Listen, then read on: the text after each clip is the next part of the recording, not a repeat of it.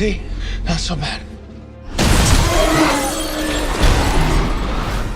Sean bienvenidos una vez más a este canal. Después de muchas horas de esperar y de prevenir cuándo saldrá, el segundo trailer de Jurassic World Dominion golpeó la semana pasada durante la CinemaCon, con algunas imágenes nuevas que analizaré en este video.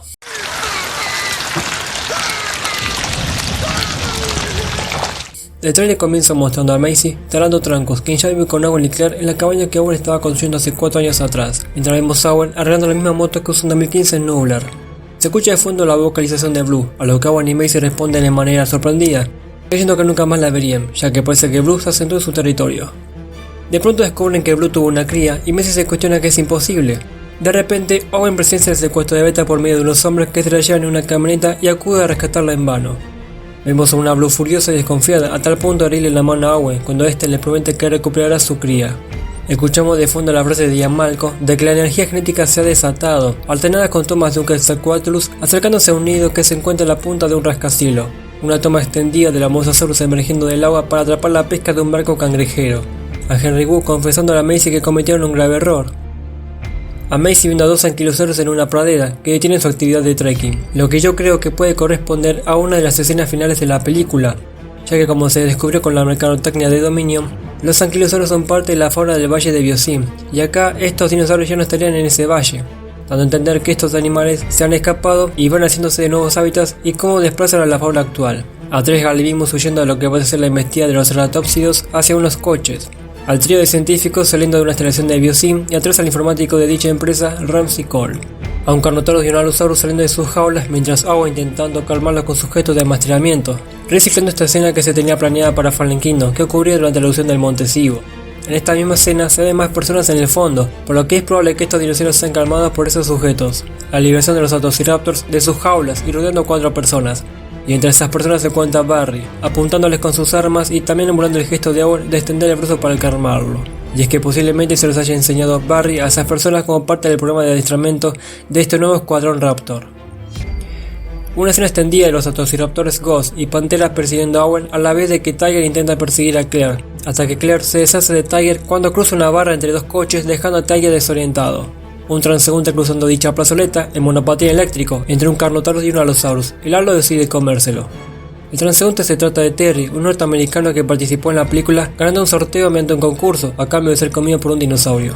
Una toma del valle de Biosyn prendida a fuego provocada por el escape de las langostas. En escena vemos Triceratops, Brachiosaurus, Dragnotus, Parasaurolophus y Gallimimus cruzando el río para escapar del incendio. Sin duda, una escena que me recordó a cómo habría sido el momento de la caída del meteorito hace 66 millones de años. Nuevamente a Ramsey Cole observando con preocupación lo que está ocurriendo a su alrededor, mientras el resto del personal se va de la instalación. A Ellie diciéndole a Claire que si su mundo va a sobrevivir lo que importa es lo que hagan ahora, dando a entender que no se puede arreglar el pasado sin actuar desde el problema que ellos mismos provocaron.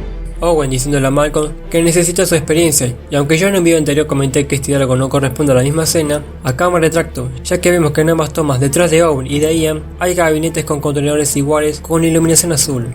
Un helicóptero de Biosyn, sobrevolando al ras de la nieve pudiendo transportar a Alan Grant o a Ramsey Cole. Owen confesándole a Alan que prometió llevar a Beta de regreso con su madre y este se sorprende, a tal punto de no creer que haya un enlace entre hombre y bestia. E Ian replica en torno a burlón su respuesta.